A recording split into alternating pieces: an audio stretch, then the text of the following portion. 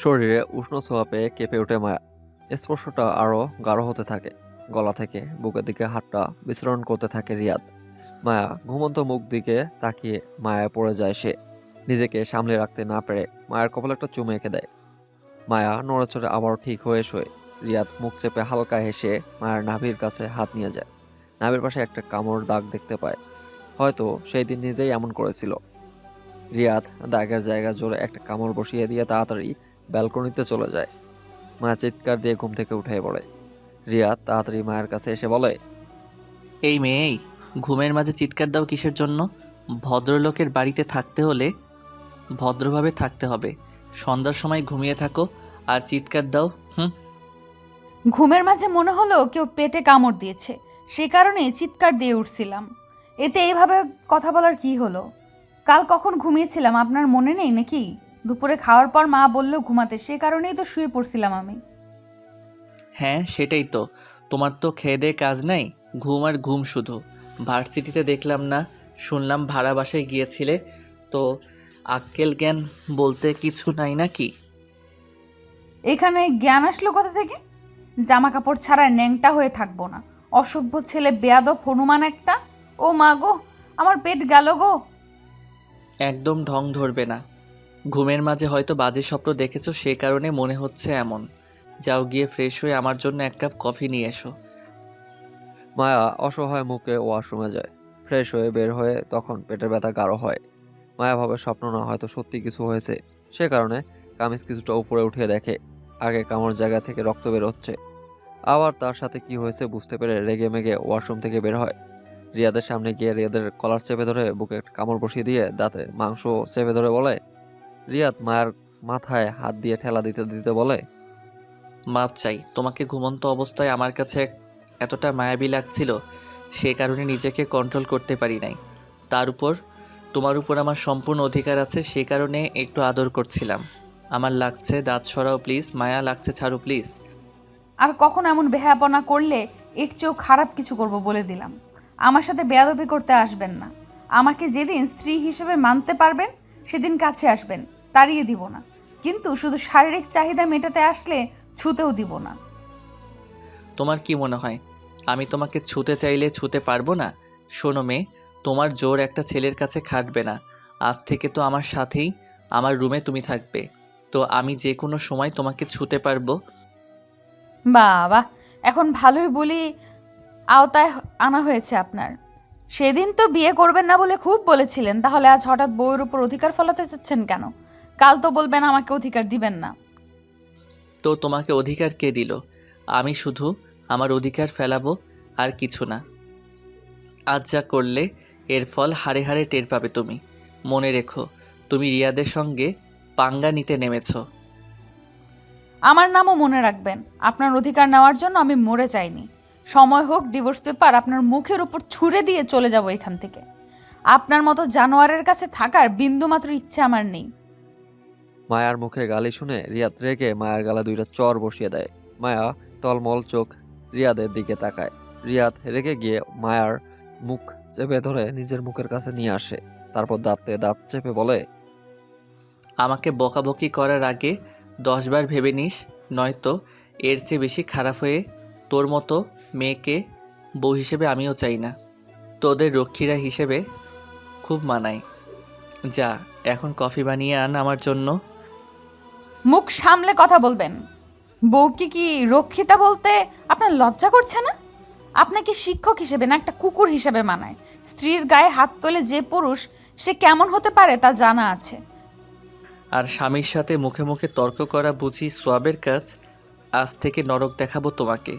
যাও কফি আনো, নয়তো কি করব সেটা তোমার ধারণার বাইরে। শালা ইতর হনুমান, আবাল কুত্তা বিড়াল, তোকে তো আমি দেখে নিব। আমাকে চর মারলি তুই? আমার এত সুন্দর গালে তুই চর দিয়েছিস? দেখিস তুই বউ পাবি না। আমি ছেড়ে যাওয়ার পর তুই পচে মরবি। মায়া বিড়বিড় করতে করতে নিচে বাহিরে এসে রান্নাঘরে যায়।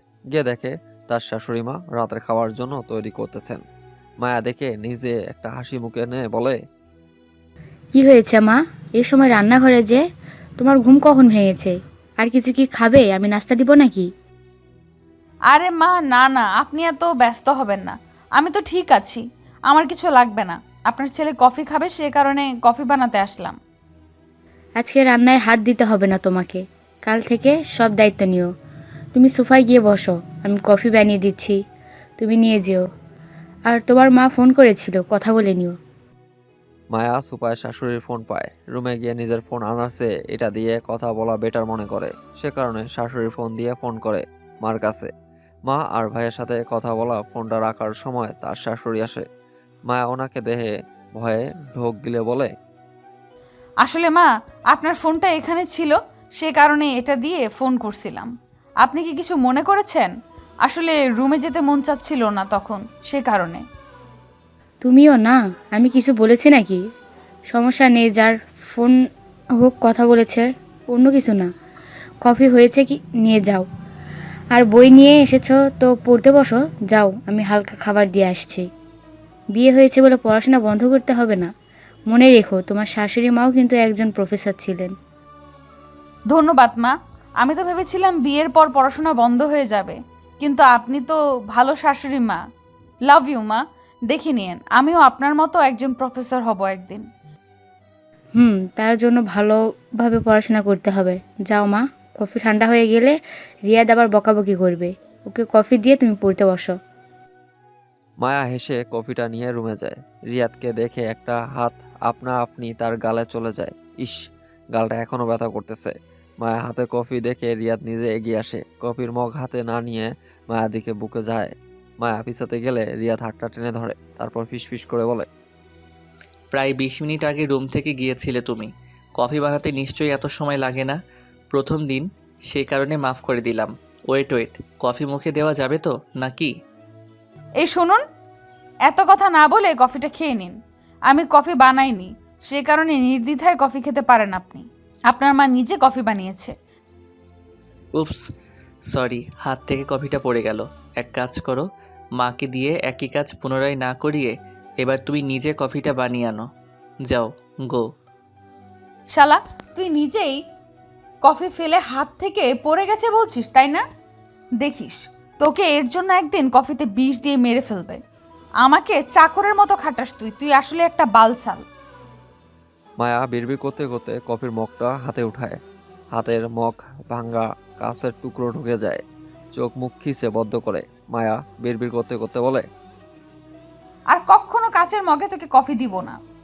এবার থেকে প্লাস্টিকের মগে কফি দিব, যাতে ফেলায় দিলেও না ভাঙে। ইস, আমার এত সুন্দর হাত কি হয়ে গেল! এর জন্য বিয়ের পর মেয়েরা কালো হয়, বুঝলাম। সারা দিন কাজ করলে তো কালো হবেই। বিড়বিড় না করে যাও এখান থেকে। আর তোমার বই দেখে মনে হলো তুমিও কেমিস্ট্রি ডিপার্টমেন্টে ভর্তি হয়েছো। বাহ, এবার ভার্সিটিতে গিয়েও আমার লাভ। যখন ইচ্ছে তখন শাস্তি দিতে পারবো। আমি কেমিস্ট্রি ডিপার্টমেন্টের শিক্ষক। মায়া মুখ বাঁকিয়ে সেখান থেকে চলে যায়। শাশুড়িকে আবল তাবল বুঝিয়ে কফি বানিয়ে নিয়ে এনে রিয়াদকে দেয়। খেয়ে কিছুটা অপমান করে, কিন্তু মায়া তা কানে তুলে না। বই নিয়ে পড়তে বসে। পড়ার ফাঁকে ফাঁকে ফোনে ইরার সাথে কথা বলে। ইরা আবার মেসেজ করে, দেখ, সব মেনে নেওয়ার চেষ্টা কর। রিয়াসা তোর সাথে ইচ্ছে করে এমন করছে। আসল কারণ তোকে কষ্ট দিতে চাই। পড়াশোনা ভালো করে করিস, নয়তো দেখা যাবে এত স্টুডেন্টের সামনে অপমান করবে। হ্যাঁ, এই ছেলেকে দিয়ে বিশ্বাস নাই। কেন যে কেমিস্ট্রি নিতে গেলাম তোর কথা শুনে, ইংরেজি নয়তো অন্য সাবজেক্ট নিলে ভালো হতো। এই আবাল যে কেমিস্ট্রি ডিপার্টমেন্টের, কে জানতো? আর ইয়ার, সেদিন তুই যা বললি তাতে তাকে মনে হয়েছিল নাকি যে উনি একজন শিক্ষক। শিক্ষক মানুষ এমন হয় কিভাবে সেটাই বুঝতে পারছি না। বাইদা রাস্তা, এত ভাবিস না। তোর শাশুড়ি কেমন সেটা বল। একদিনে আর কি বুঝবি, তবে ভালোই মনে হলো। মা পড়াশোনা করতে বলল, এতে ওনার সমস্যা নাই। আসলে বুঝলাম মা একা একা বাসায় থাকে, সে কারণে ছেলেকে বিয়ে দিয়েছে। আমারও ভালোই মনে হলো, মার সাথে সময় কাটাতে পারবো। মানুষটা তাহলে ভালো। দেখিস, আন্টি তোকে খুব ভালোবাসবে। ওনার সাথে একটু সময় বের করে গল্প করিস। সারাদিন ওনার ছেলের সাথে চিপকে থাকিস না। হারামি, কথা বলবি না একদম। ওনার ছেলেকে আমি ঘৃণা করি। আমার হাত কেটে গিয়েছে আজ কাজ ওঠাতে গিয়েই, শুধুমাত্র ওই পাগলটার জন্য। আচ্ছা বাদ দে, যা হবার হয়ে গিয়েছে। কাল ভার্সিটিতে আছিস। আমি এখন বাড়ি থেকে ক্লাস করব। ভাড়া বাসায় একা একা থাকবো না। আচ্ছা বাই, কাল কথা হবে। আর হ্যাঁ, সাবধানে বোন, দেখিস আমার মতো কোনো পাগল যেন তোর জামাই না হয় আবার। ইরা রিপ্লাই করে না আর। সে মিটমিট করে হাসতেছে। ইস, মেয়েটা কি জানে তার ভাইয়াটা পটিয়ে নিয়েছে এরা। ইরা নাজিমের কাছে ফোন দিয়ে কথা বলতে থাকে। প্রায় টানা 3 ঘন্টা পরে মায়া বই হাতে নেওয়ার পর দেখে অনেক কিছু দাগিয়ে দেওয়া হয়েছে। মনে মনে হাসে। এটা যে রিয়াদের কাজ তা ভালোভাবে বুঝতে পারতেছে সে। মানুষটা বোঝা বড় দায় হয়ে গেল তার কাছে।